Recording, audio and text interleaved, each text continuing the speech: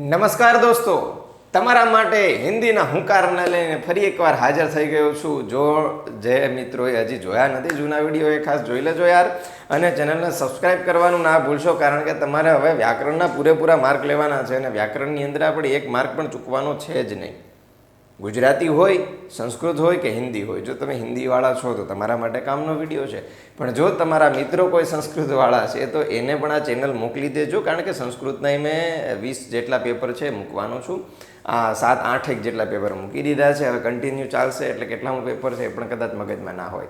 Recordings બધા continue થાય છે.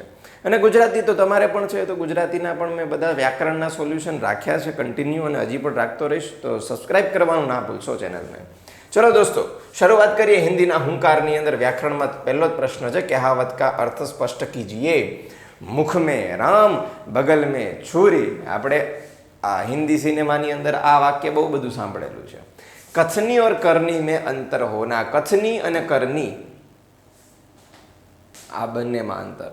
માણસ બોલે કંઈક અને કરે કંઈક. મોઢેથી મીઠડા હોય એ પાછળથી બહુ બધું આપણી પાછળ ષડયંત્ર રમતા હોય છે આપણને હેરાન કરવા માટે.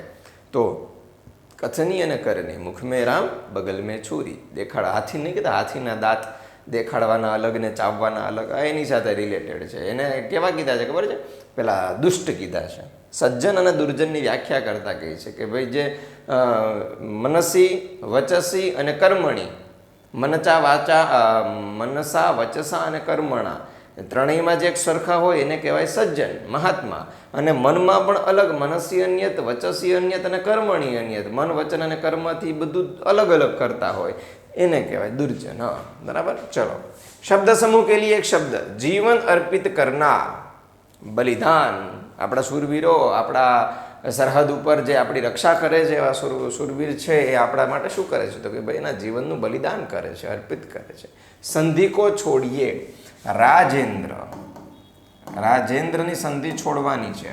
હવે સૌથી આમાં બેમાંથી એક શબ્દ આપણા માટે જાણીતો છે. કાં તો રાજા શબ્દ જાણીતો છે અથવા ઇન્દ્ર શબ્દ. તમને બેમાંથી જે એક જાણીતો હોય.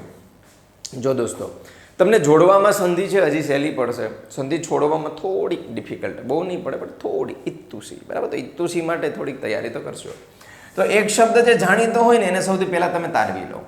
પ્લસની નિશાની કરો. પ્લસની નિશાનીની પહેલાં આ પ્લસ ઈ બંને મળીને બનાવે છે એ.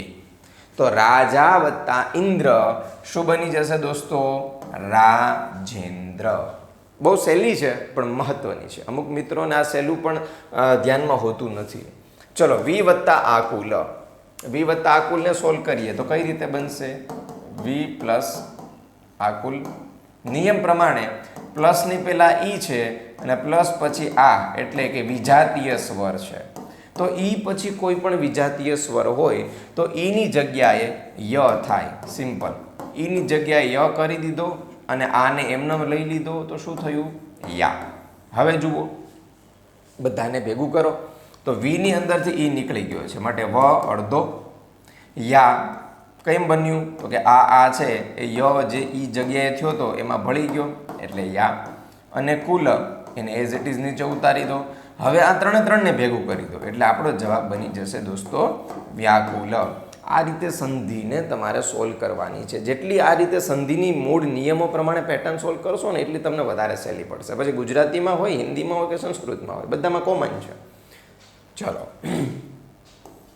मुहावरे का अर्थ देकर वाक्य में प्रयोग कीजिए. आंख गड़ाना, एक टक देखना. एकदम मतलब કહેવાય ને આમ ઘૂરી ઘૂરી જોયા જ કરે. दिन से भूखा गरीब बच्चा हलवाई की दुकान पर आंखें गड़ाए खड़ा था.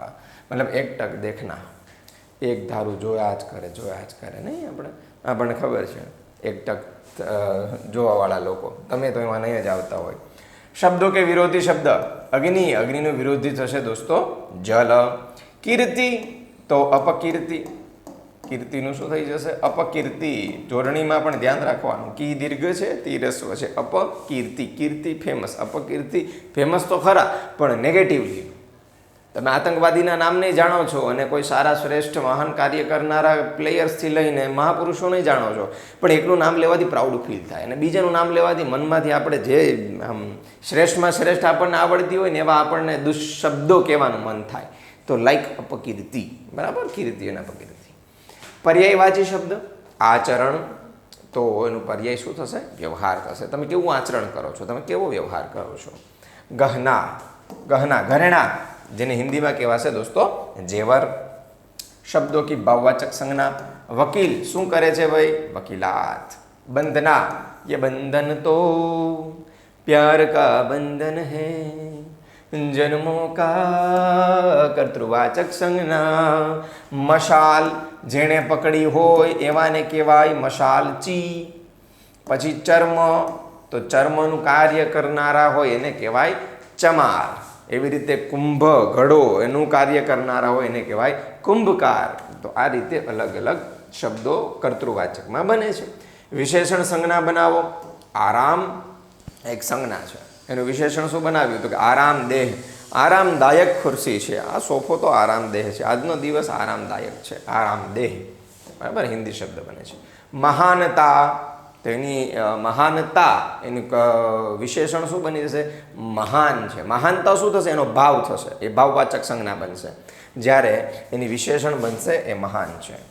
પછી સમાસ કો પહચાનીએ. જન્મસ્થાન, જન્મ કા સ્થાન. દોસ્તો હજી જો તમે સબસ્ક્રાઇબ ચેનલને નથી કરી તો પ્લીઝ એને કરી લો અને તમારા મિત્રો સુધી આ વિડીયો શેર કરી દો.